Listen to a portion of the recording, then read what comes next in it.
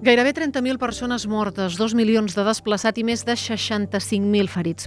Són les xifres de la guerra a Gaza a l'espera d'una invasió que el govern de Netanyahu diu que serà total i que la comunitat internacional pressiona per evitar. I mentre estem narrant la guerra, sembla impossible poder parlar i gairebé imaginar la pau. I això és el que volem fer avui, parlar de pau amb el Moussa Bourekba, investigador del CIDOB. Soc la Carla Torró i avui a l'Ara és possible la pau a Palestina?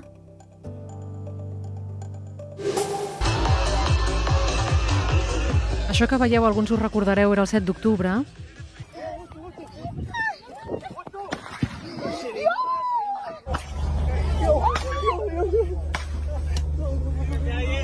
És el dia en què Hamas llançava un atac que va agafar absolutament per sorpresa a Israel. Es calcula que van morir unes 1.400 persones entre militars i civils. El govern de Netanyahu va respondre ràpidament, ho va fer amb una operació que va batejar com espases de ferro, i el resultat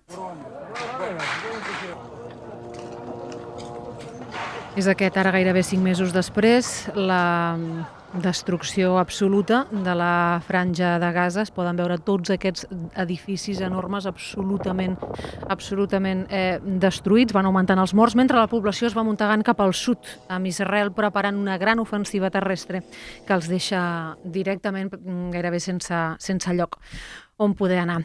Moussa Bourekba, investigador principal del CIDOB. Què tal? Molt bon dia. Bon dia. Veient això i veient quina és la realitat, té sentit parlar de pau?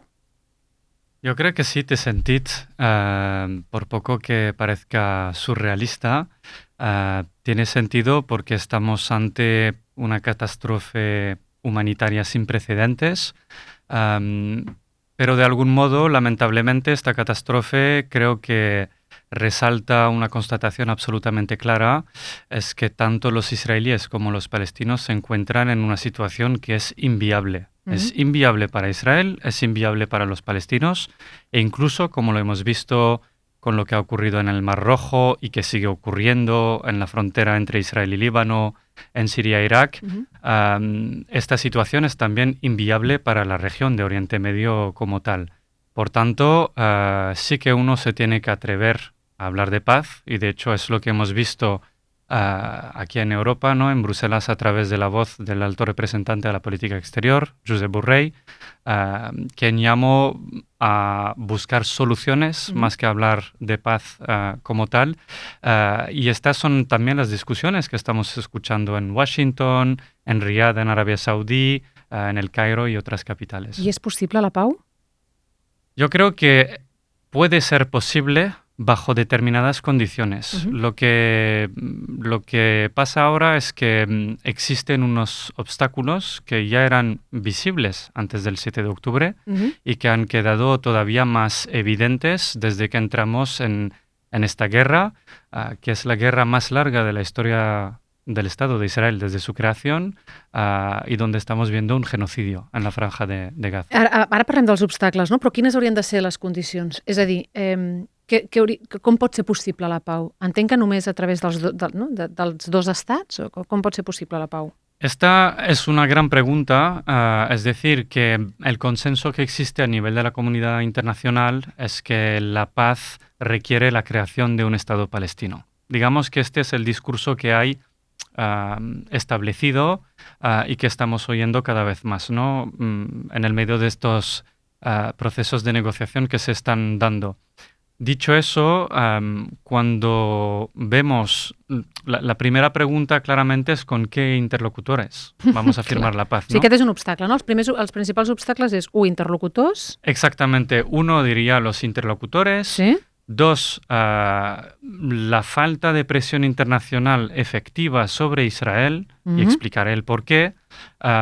Y tres, quizás no va por orden, pero tres, poner fin a la ocupación de los territorios palestinos, ¿no? O sea, cada uno de estos elementos está interrelacionado con los otros. Clar, interlocutors, perquè hi ha una cosa fonamental que és qui representa qui i qui tindria capacitat d'aplicar, no?, el que es pugui pactar. Exactamente. Y en este sentido, si miramos las declaraciones, o sea, hay que partir de que tenemos el gobierno más a la extrema derecha de la historia de Israel, sí, por una parte.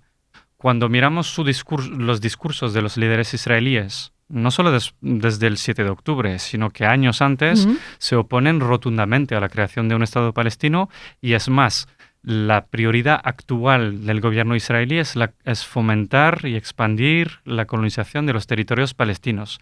Dicho de otra forma, su prioridad es hacer absolutamente inviable la creación de un Estado palestino, porque en cuanto más colonias, más vamos a desconectar localidades palestinas entre ellas, sea mediante carreteras o mediante colonias ilegales, y esto acabará dando lugar a una situación en la cual podemos hablar de Estado palestino. Pero ¿qué quiere decir si este Estado no tendrà ni soberanía ni tendrà continuïtat territorial? Hi ha una frase de Netanyahu, no?, quan va dir en qualsevol acord, no?, en qualsevol acord que hi pugui haver, el futur estat d'Israel ha de tenir el control total de l'àrea, des del riu fins al mar.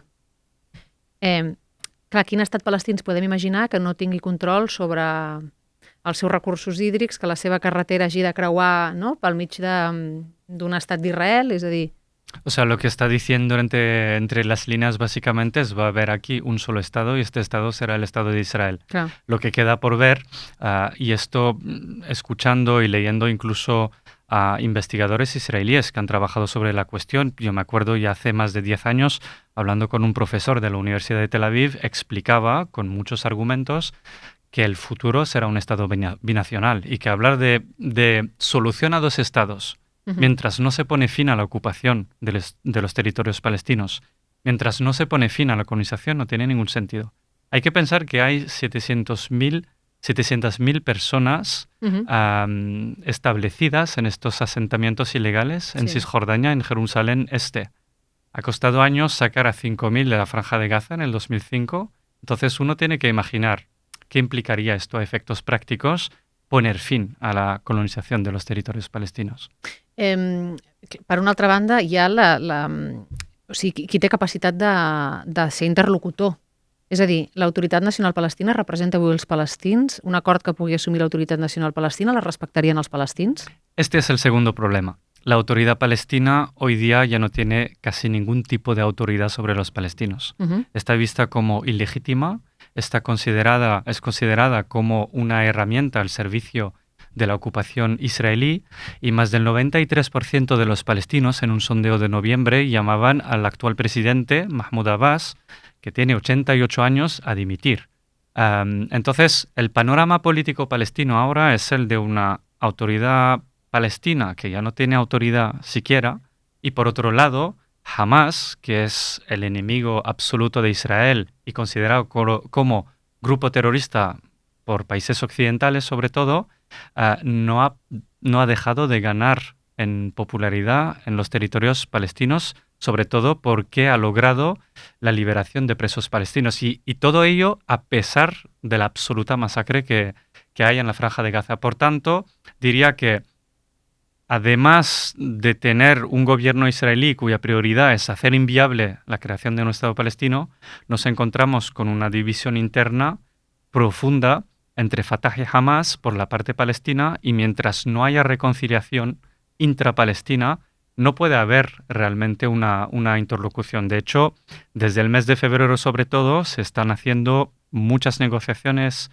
en Doha, en Qatar, en el Cairo, en Egipto, donde hay distintas delegaciones de Fatah y de Hamas que intentan pactar esta reconciliación. No es la primera vez. Ha pasado en el pasado, desde el 2007, y casi siempre ha fracasado. Lo que pasa que ahora hay muchos intereses en juego.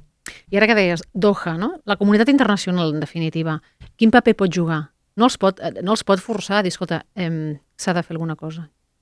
Yo creo que la comunidad internacional, quizás no tengo la receta mágica para recomendar qué tendrían que hacer, pero ha quedado absolutamente claro que encerrarse en un discurso de respeto de los derechos humanos, de creación de un Estado palestino, sin hacer absolutamente nada a efectos prácticos para que esto se plasme, es un error que explica también, es uno de los factores que contribuyó al 7 de octubre, que no se tendría que repetir. Y yo creo en este sentido, en línea un poco con lo que proponía Josep Borrell en el mes de enero, creo que se trataría de partir de la creación de un Estado palestino en el marco de estas negociaciones. Es decir, que la creación del Estado palestino no sea el punto final de estas hipotéticas negociaciones, sino que la propia comunidad internacional empiece con reconocer al Estado palestino. En Bruselas tiene una declaración, la Declaración de Berlín del 99, en el que se comprometía a hacerlo en un plazo de un año. I no va passar. Quizás ahora es el momento oportuno. De què serviria declarar un estat palestí? En què contribuiria? Yo creo que contribuiría a poner a Israel delante de una realidad y sobre todo tendría un sentido si se actúa de forma concreta, de forma rotunda ante Israel en un marco en el que se reconoce un Estado palestino. Es decir, presiones para el cumplimiento del respeto de los derechos humanos, de los principios democráticos y amenazas con sanciones, que es algo que tristemente no hemos oído mucho a lo largo de los 4 últimos meses. I hi hauria la possibilitat, és a dir, abans anomenaves els colons, no? Hi ha moltes persones, centenars de milers de persones, de jueus, de ciutadans d'Israel, que viuen en territoris que internacionalment es reconeixen com a palestins, no? Que es diuen els assentaments il·legals. Aquestes persones acceptarien una solució? ¿Marcharían voluntariamente? Yo no creo que marcharían voluntariamente, a no ser quizás que Israel les proporcione con incentivos socioeconómicos. Hay que pensar que una parte de ellos, no recuerdo bien el porcentaje, son colonos judíos religiosos, los ultraortodoxos, que ni siquiera muchos de ellos ni reconocen el Estado de Israel, están ahí por una razón bíblica, ¿no?